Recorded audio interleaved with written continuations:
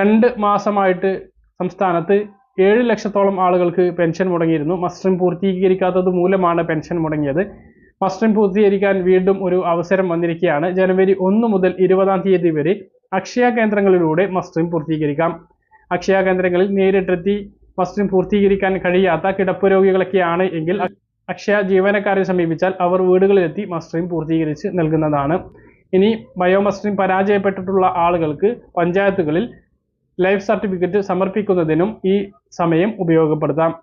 ഈ ജനുവരി മാസം മസ്റ്ററിംഗ് പൂർത്തീകരിക്കുകയാണ് എങ്കിൽ ജനുവരി പെൻഷൻ എന്നാണോ വിതരണം ചെയ്യുന്നത് അന്നു മുതൽ അവർക്ക് പെൻഷൻ പുനഃസ്ഥാപിച്ച് കിട്ടും.